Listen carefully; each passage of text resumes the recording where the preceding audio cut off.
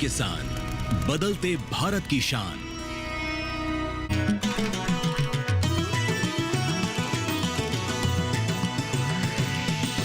DD किसान, बदलते भारत की शान।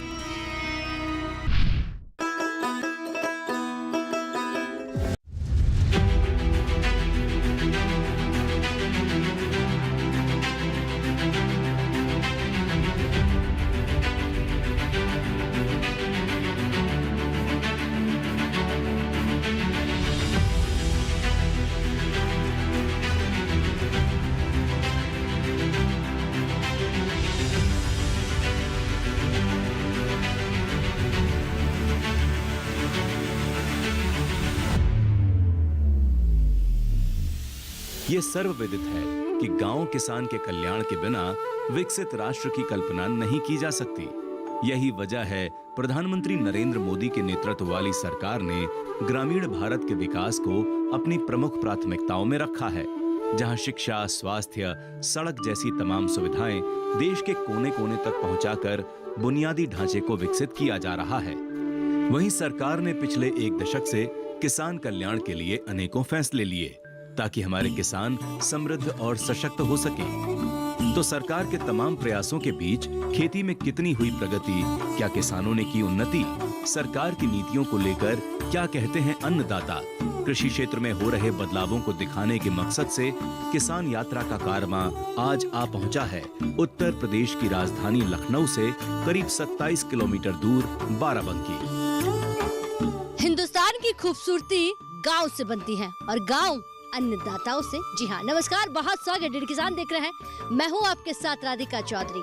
आज हिंदुस्तान के एक ऐसे कोने में चलने वाले हैं, उत्तर प्रदेश के एक ऐसे जिले में चलने वाले हैं जिसे दरियाबाद कहा जाता था, लेकिन आज वो दरियाबाद बाराबंकी बन गया है। जी हाँ, आज बाराबंकी से किसान यात्रा होने वाली है।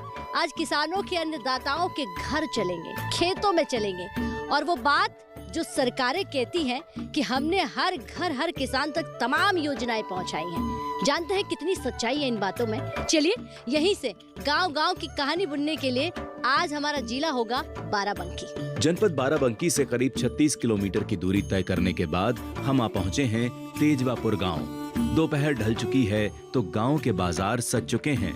गांव के बाजार में ताजी हरी सब्जियां बिकने को तैयार हैं। करेला, कद्दू, टमाटर, हरी मिर्च, धनिया, पालक जैसी अनेकों ताजी सब्जियां आपको इस बाजार में देखने को मिल जाएंगी। खास बात यह है कि यहाँ ज्यादातर किसान अपने खेतों से सीधा बाजार में सब्जियों को बेचने के लिए लाए हैं। गांव में यात्रा के दौरान हमारी मुलाकात प्रगतिशील किसान नवनीत वर्मा से हुई। नवनीत अपने केले के खेतों की देखभाल कर रहे थे। कभी पारंपरिक खेती करने वाले नवनीत ने खेती किसानी में नवाचार किया तो उनकी किस्मत बदल गई। मैं नवनीत वर्मा, ग्राम तेजवापुर, विकासखंड त्रिवेदीगंज, जनपद बाराबंकी का किसान हूँ। मैं 2001 से इस केले और टमाटर की खेती कर रहा हूँ, जो कि बहुत ही लाभदायी है। और इसमें जो आप देख रहे हैं, ये जो प्लाट लगा हुआ है, ये G9 वैरायटी का प्लाट है। इसकी रुपाई मध्य जुलाई के लगभग में किया जाता है, जो कि यहाँ की जलवायु के लिए सर्वोत्तम है। उत्तर प्रदेश में मध्य जुलाई का जलवायु ऐसा मिलता है जो कि केले की फसल के लिए हार्वेस्टिंग के टाइम तक का इसमें 14 महीने का समय लगता है, जो कि जुलाई में प्लांटेशन करने से इसका सबसे सही समय रहता है। और इसकी तैयारी जून से ही शुरू कर दी जाती है। इस प्लाट में आप देख रहे हैं, इसमें सबसे पहले मई में ही या अप्रैल में ही जैसे ही खाली खेत मिलते हैं, इसमें ढैंचा की बुआई करके खेत की तैयारी शुरू कर दी जाती है। हरी खाद के तौर पर हम ढैंचा की भी बुआई करते हैं। ढैंचा बुआई करने के बाद इसकी जब 45-50 दिन की ढैंचे की फसल हो जाती है, तो उसमें उसकी कटाई करके हम जुलाई में खेत को तैयार करके इसमें हम G9 वैरायटी का जो केला लगा हुआ है, उसको हम गोबर ओबर की खाद, गड्ढे बनाना, बेड प्रिपरेशन करना, उसके बाद प्लांटेशन इसका जुलाई में किया जाता है, हम कर देते हैं। उसके बाद इसकी बराबर देख रेख हुआ करती है। अब आप ये देख रहे हैं कि इसमें बेड बनाए गए हैं। हमने पहले जो है नॉन बेड के करते थे, जो कि चबूतरों टाइप की मिट्टी लगा के बेड बनाए जाते थे। उससे हमने नए थोड़ी खोज की तरफ बढ़े और इसको बेड पर लाए। इसके बेड बनाकर हम इसकी खेती करते हैं। और इसमें गोबर की खाद का बहुत ही महत्व है। इस पर हम कार्बनिक मैटर बढ़ाने के लिए मिट्टी में इसमें गोबर की खाद का हम बहुत ही उपयोग करते हैं और इसकी बिक्री के लिए हम बाहर तक भेजते हैं, जो कि हमारा नेपाल और या दिल्ली और चंडीगढ़, आगरा, वहाँ भी हमारा उत्पाद जाता है। और हमारे साथ गांव के देखकर अन्य किसान भी बहुत सारे ऐसा काम कर रहे हैं, जिनको कि हमने जोड़ा है इसमें अपनी इस खेती में करने के लिए। और पहले सब धान, मटर, यही गेहूँ, ये सरसों, ये सब खेतियाँ होती थी। आज पूरा गांव और एरिया पूरा टमाटर का एक यहाँ हब बन चुका है, जो कि अच्छे पैमाने पर खेती करता है और अच्छा लाभ कमाता है। भारत सरकार की ये और उत्तर प्रदेश सरकार की ये हमेशा मंशा रही है कि किसान की आय दोगुनी कैसे की जाए। तो हम तो ये कह रहे हैं कि 2 गुना नहीं, अगर किसान की अच्छी लगन और चाहत है, वो अपने उसके पीछे समर्पित भाव से कार्य करे, तो 2 गुना नहीं 4 गुना तक सबके लिए संभव है। कोई भी किसान ऐसा नहीं है जो अपनी आय 2 गुना नहीं कर सकता है। सभी किसान कर सकते हैं, बशर्ते ये कि इसमें अपनी लगन को बढ़ाना होगा, इसके प्रति समर्पित होना होगा। हमारे सौभाग्य है कि हमसे 10 किलोमीटर दूरी पर हमारा कृषि विज्ञान केंद्र बना हुआ है, वहाँ से हमको काफ़ी मदद भी मिलती है और वो लोग आके यहाँ देखते भी हैं और जो सही जानकारियाँ होती हैं वो देते हैं, तो किसान को उससे अच्छा लाभ मिलता है। संगोष्ठियाँ भी हुआ करती हैं बीच बीच में, तो इससे किसान को मदद मिल जाती है। और इसका प्लांटेशन के बाद इसकी बीच बीच में जुताई, खेत की रही बात, तो जुताई टिलिंग करना पड़ता है खरपतवार नियंत्रण के लिए और रख रखाव के लिए कुछ छिड़काव वगैरह भी करने पड़ते हैं। न्यूट्रिएंट्स का भी बहुत ध्यान रखना पड़ता है। इस तरह से हम अपनी खेती को आगे बढ़ाते हैं और आय को हम बढ़ा रहे हैं। जैसे हम अपनी टमाटर की खेती आप देख रहे हैं, इसको हम IPM पर कर रहे हैं और ये स्वास्थ्य के लिए और अपनी जेब की स्वास्थ्य के लिए, यानी बचत के लिए, कम लागत में अच्छा लाभ IPM पद्धति को अपनाकर किया जा सकता है, जिससे कि विषमुक्त हमको उत्पाद मिलेगा, जिसका मार्केट वैल्यू भी अच्छा मिलेगा और हमारी प्रकृति भी जहर मुक्त रहेगी और अच्छा बाजार भाव भी मिलेगा, पैसों की कम लागत भी मिलेगी। तो इस तरह से IPM पर हम टमाटर कर रहे हैं। तो ऐसे ही हम प्रेरित ये किसानों को भी कर रहे हैं कि वो भी अच्छा IPM पर करें और अच्छा लाभ कमाएं। हमारे अन्नदाता आधुनिक और स्मार्ट हो चले हैं।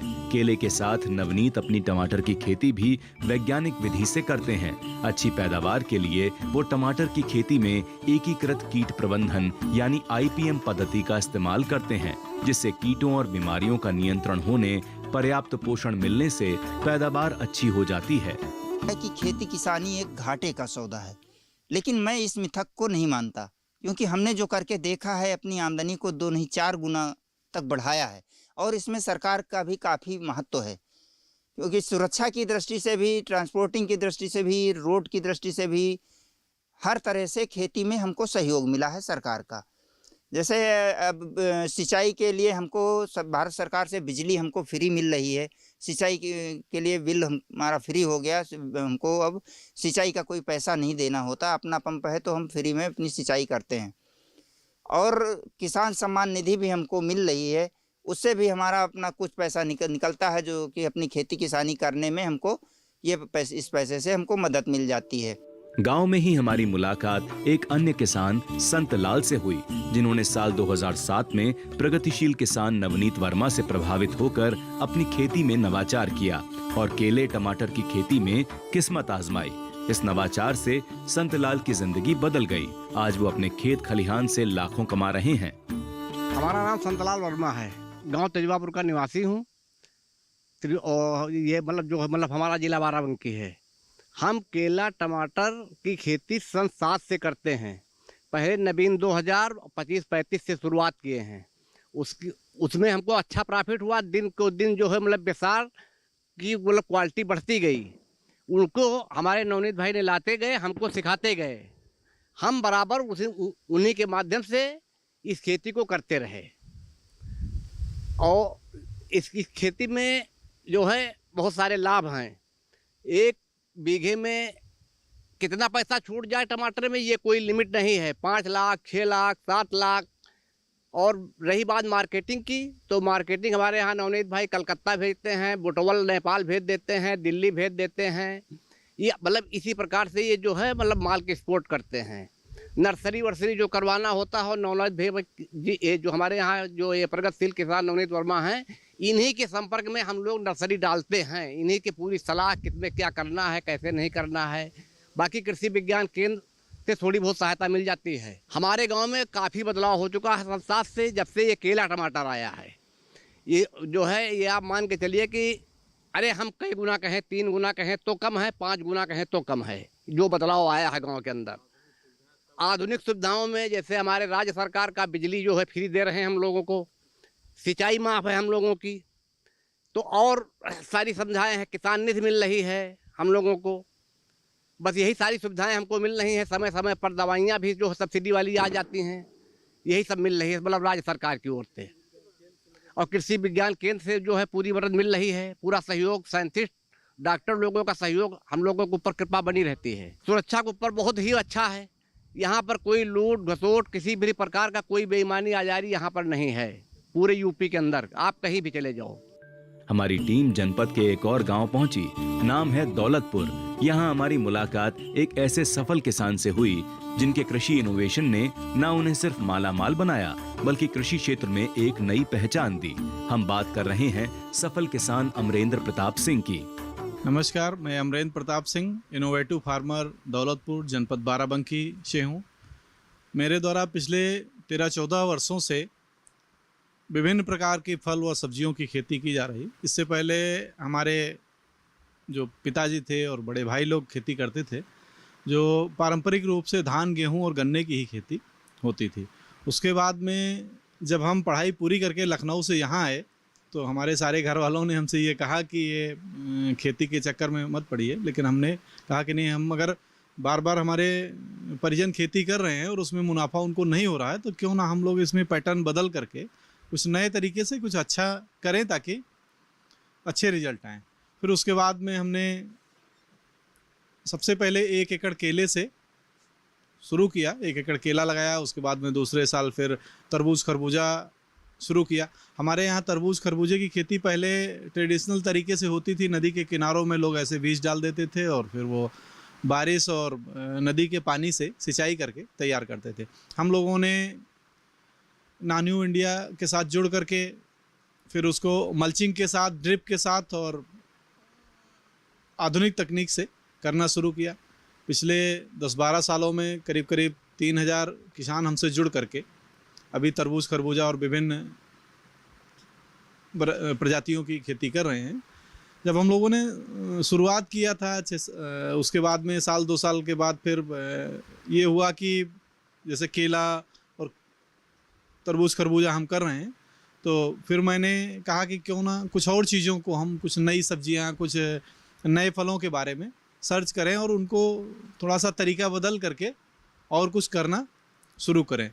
मैं केवीके के संपर्क में आया, उनसे मैंने केवीके के जो हमारे हेड थे उनसे जानकारी ली, कई सारे किसानों के फार्म पे गया, कई सारे जो सरकार के यूट्यूब चैनल हैं उनसे जानकारी ली, जो उद्यान विभाग के अधिकारी थे, जो कृषि विभाग के अधिकारी थे, उनसे जुड़ करके और फिर स्ट्रॉबेरी, शिमला मिर्च, अचारी मिर्च, कलर्ड गोभी जिसमें कैरोटीना, वैलेंटीना, ब्रोकली, विभिन्न प्रकार की लगभग 1 दर्जन फल व सब्जियों की खेती शुरू की। इसलिए 12 वर्षों में अब हमारे साथ करीब करीब 6-7 हज़ार किसान पूरे देश भर के, जो विभिन्न राज्यों से, अलग अलग राज्यों से भी हैं, ज़िले से भी हैं, जुड़ करके फल और सब्जियों की खेती अनेकों प्रकार की कर रहे हैं। खेत से अपनी उपज को सीधा बाजार में बेचने आए ये हैं संसारा गांव के रहने वाले मनसाराम। हमारे साथ बातचीत में किसान ने बताया वो रिकॉर्ड धान का उत्पादन कर सभी को चौंका चुके हैं। आज वो खेती बाड़ी से अच्छी आय अर्जित कर लेते हैं। मैं किसान मनसाराम, निवासी ग्राम संसारा, पोस्ट बीजापुर, ब्लॉक हैदरगढ़, जिला बाराबंकी का निवासी हूँ। हम किसानी हमारे घर में पुश्तैनी हो रही है, काफ़ी दिन से हो रही थी, लेकिन जब मेरा खेती करने का जब समय आया तो मैंने देखा कि खेती में बहुत ही कम लाभ मिल रहा है और इसमें परिवर्तन की ज़रूरत है। तब मैंने उसकी खोज में, हमारे गांव से 5 किलोमीटर कृषि विज्ञान केंद्र है, वहाँ पे सारे साइंटिस्ट बैठते हैं, मैंने देखा कि ये सेंटर में जो है कैसे सहायता मिल सकती है। फिर हमने उन लोगों से बात की और बात करने पे हमें मिला कि पहले आप सॉइल टेस्टिंग कराइए, मिट्टी की जांच कराइए। फिर हमने मिट्टी की जांच कराई। मिट्टी की जांच में हमें पता चला कि हमारे यहाँ कौन कौन से तत्वों की कमी है और पौधे को कितनी पोषक तत्वों की आवश्यकता है, और जिससे मेरा खर्चा जो ज़्यादा लग रहा था वो खर्चा कम हुआ। फिर हमने संतुलित मात्रा में आहार देना स्टार्ट किया और मैंने धान से खेती स्टार्ट की और पहले साल ही मेरा हाई यील्ड उत्पादन हुआ 163 कुंटल पर हेक्टेयर। पूरा उत्तर प्रदेश का, पूरे भारत में चर्चा फैली। तब से मैंने खेती को और अच्छा आयाम दिया। हमने जो है फिर ग्रीन मैरोनी ढैंचा बोया। उसके बाद में खेती में कंपोस्ट की व्यवस्था की और रासायनिक की मात्रा को बहुत ही कम किया। कीटनाशक को धीरे धीरे ख़त्म किया। धीरे धीरे हम उस खेती को जैविक पे आधारित करके, और जो उत्पादन हमारा रसायन से होता था वही उत्पादन हमने रसायन कम करके और जैविक पद्धति से स्टार्ट कर दी, जिससे हमारे जो फसलें या अनाज हमारा जहरीला हो जाता था वो बच गया। और हमारी जो बीमारियां जितनी भी आ रही थी इन सब से, फर्टिलाइज़र से, कीटनाशक से, उस पर थोड़ा सा छुटकारा मिला। और धीरे धीरे करके हमने खेती को उद्योग का दर्जा दिया। जब उद्योग का दर्जा दिया तो मेरा जो आमदनी थी वो आमदनी डबल में पहुंची। और डबल में पहुंचने के साथ साथ जब हमारी सरकार उत्तर प्रदेश सरकार ने देखा कि हमारे किसान ऐसे ऐसे काम कर रहे हैं, उन सब योजनाओं का हमारे बीच में प्रचार प्रसार हुआ और हमने उन योजनाओं का लाभ लिया। किसान सम्मान निधि मिली, जिससे मैंने बीज खरीदना स्टार्ट किया। 2000 रुपये का बीज लेते हैं तो 2 हेक्टेयर में उसकी बुआई करते हैं, जिससे मुझे थोड़ी सी सहायता मिली।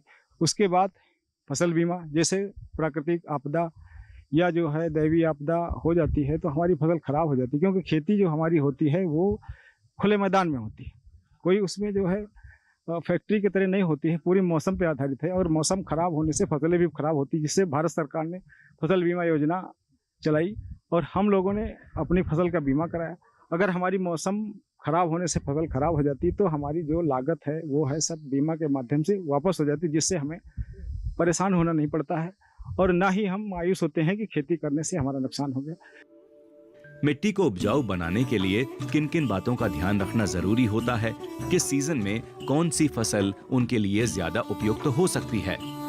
हम 4 तरह की खेती करते हैं। जैसे हमें फूल की खेती, सब्जी की खेती, दलहन, तिलहन, गेहूं की खेती, और उसमें ऐसा काम करते हैं कि 20 बीघे ज़मीन पे 5-5 बीघे का हम फसल चक्र लगाते हैं। जिस साल हम खेती को, जिस फसल एक साल जिसमें लगाते हैं वो फिर दूसरी फसल को बदल देते हैं, उसको बोलते हैं कि फसल चक्र। फसल चक्र से क्या होता है कि हमारी मिट्टी की उर्वरा शक्ति बढ़ती है। जिस खेत में सरसों लगाते हैं उस खेत में मेंथा लगाते हैं और मेंथा वाले खेत में फिर धान लगाते हैं। तो एक तरह से हमारी जो गर्मी की जो जायद की फसल है, जो जायद में हमें वो खेत पड़ा रहता है, उसमें हम अपना मेंथा लगा के उत्पादन लेते हैं, जिससे हमारा अच्छा मुनाफा हो जाता है। और खेती के साथ साथ हमने जो है पशुपालन की व्यवस्था भी बहुत ज़बरदस्त रखी, इसलिए कि बिना गोबर के किसानी नहीं हो सकती, जिसका कंपोस्ट बनाते हैं। और वर्मी कंपोस्ट का प्लांट भी मैंने लगाया है, जिससे केचुए खाद बनाते हैं, उसका इस्तेमाल करते हैं। बीज शोधन, और उसमें जो है हम उसका जब ट्रीटमेंट करते हैं गौमूत्र से और उससे, तो हमारे जो रोग हैं लगते हैं, जन्म से ही हम उन रोगों को ख़त्म कर देते हैं। बीज का शोधन इतना ज़रूरी है कि हर किसान को बिना बीज का शोधन किए हुए खेत में बीज को नहीं डालना चाहिए। नहीं तो बीज में रोग जनित बीज अगर हम खेत में डाल देते हैं तो हमारे मिट्टी में वो रोग चला जाता है और फिर वो धीरे धीरे करके वो ऐसे होता है कि उसको हम ख़त्म नहीं कर पाते हैं, जिससे हम मिट्टी को स्वस्थ बनाने के लिए सीड ट्रीटमेंट करते हैं। सीड ट्रीटमेंट के बाद फिर हम भूमि शोधन करते हैं। जब भूमि शोधन करते हैं तो हमारा जितना रोग मुक्त हमारी धरती हो जाती है, जिसमें रोग नहीं लगता है, जिससे हमारा पैसा रोग से बचता है और फसल हमारी स्वस्थ होती है, जिससे हमें भरपूर फसल मिलती है। मेरा नाम अमित वर्मा, ग्राम सरसौंदी, जिला बाराबंकी का निवासी हूँ। मैं लगभग 2009 से लगातार खेती कर रहा हूँ। मुझे 15-16 साल खेती करते हुए हो गया है। मैं अपने खेतों में तरह तरह की सब्जियां और बागवानी में केला हो गया, उसकी खेती कर रहा हूँ। सब्जी में हमारे पास लौकी, तरोई, करेला, भिंडी, खीरा, ककड़ी, तरबूज, खरबूजा और तरह तरह की सीजनली क्रॉप की जो होती हैं वो सब तरह की सब्जियां कर रहा हूँ। और हमारे यहाँ खेत से ही सब्जी ज़्यादातर बिक जाती है और जो नहीं बिक पाती उसको हम लखनऊ ले जाते हैं। और लखनऊ हमारे बाराबंकी से बहुत पास है, इसलिए हमें ट्रांसपोर्ट की भी दिक्कत नहीं है और हमारा वहाँ पे जो खेती का उत्पाद है बहुत अच्छे मूल्य पे मिल जाता है। बस शर्त ये होती है कि हमारे जो उत्पाद है उनकी क्वालिटी अच्छी होनी चाहिए। क्वालिटी अच्छी होती है तो हमारा जो आपका फसलें हैं वो बहुत अच्छे दाम पे लखनऊ में बिक जाती हैं। हमारे यहाँ की जो सबसे पास की मंडी है वो गोमती नगर मंडी है। गोमती नगर जो है वो लखनऊ के सबसे पॉश इलाका है और यहाँ पे जो आपकी अदर मंडियों में जो सब्जी का मूल्य रहता है वहाँ से यहाँ की मंडियों में सब्जी का मूल्य बहुत अच्छा मिलता है और तुरंत बिक जाती हैं। और जैसा कि मैं बात करूँ, इस समय जो हमारे यहाँ आपके उत्तर प्रदेश के माननीय मुख्यमंत्री जी योगी आदित्यनाथ जी हैं, तो उनके आने के बाद से खेती में किसानों को तरह तरह की योजनाओं का लाभ मिल रहा है और मुख्य प्रधानमंत्री नरेंद्र मोदी जी की तरफ से किसानों को कई निधियों का लाभ मिल रहा है। जैसे हमारे पिताजी को किसान सम्मान निधि मिल रही है और उनकी जैसे एज ज़्यादा हो गई है तो उन्हें अपना पेंशन भी मिल रही है और पिताजी का हमारे आयुष्मान कार्ड बना हुआ है तो उससे भी जो हमारी बीमारी में जो खर्च होता है उसमें भी हमें काफ़ी राहत मिल रही है। और भी तमाम कृषि से संबंधित आपकी जो निधियां चल रही हैं, जैसे कि आपका हमारे गांव में कुछ किसान भाई मत्स्य पालन कर रहे हैं, उसमें भी उन लोगों को सब्सिडियां मिल रही हैं। स्प्रिंकलर पे सब्सिडी है, ड्रिप पे सब्सिडी है और आपका सौर जो सोलर वाला आपका लाइट पंप है उस पर भी सब्सिडियां हैं। तो तरह तरह की सरकार की तरफ से तरह तरह की आपकी स्कीमें चल रही हैं और सभी किसान भाई जो है उसका उपयोग कर रहे हैं और उनसे काफ़ी लाभ मिल रहा है किसानों को।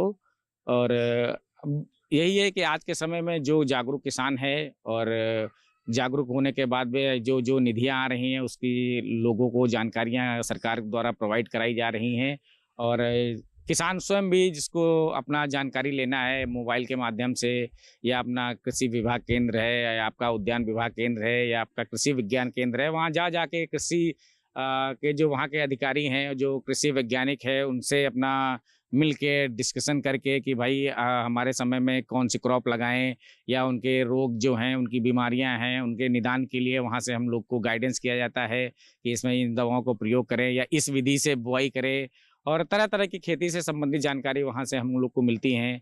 जैसे कि आपका जैसे केला की हो गया, अब केला की मार्केटिंग को लेके यहाँ पे हमारे यहाँ मार्केट बहुत अच्छी नहीं है तो वहाँ से मार्केट के बारे में बताया जा रहा है कि आप इन मंडियों में ले जाइए या डायरेक्ट वहाँ से आपका जो बड़ी बड़ी कंपनियों को सप्लाई के माध्यम भी वहाँ से मिल रहे हैं और तरह तरह की स्कीमें जो हैं वो सरकार की तरफ से हम लोग को प्रोवाइड कराई जा रही हैं। और सरकार की तरफ से गांव-गांव जाके भी विकास के कार्यक्रम जो हैं वो चलाए जा रहे हैं। अधिकारी लोग यहाँ पे किसानों के बीच आते हैं और उनकी जानकारियाँ देते हैं। तो ऐसे में कहा जा सकता है कि देश के बाकी हिस्सों की तरह बाराबंकी के किसान भी विज्ञान से जुड़कर कमाल कर रहे हैं। वो पूरे तरीके से आधुनिक हो चले हैं। यही वजह है कि खेती से जुड़ा एक तबका आज खेती को आजीविका मात्र का साधन न मानकर तरक्की का आधार मान रहा है।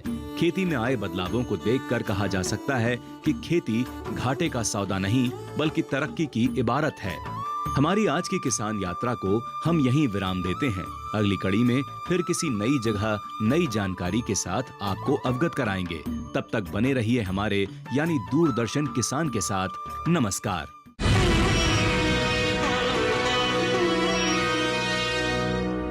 विज्ञान से किसान को हम जोड़ना चाहते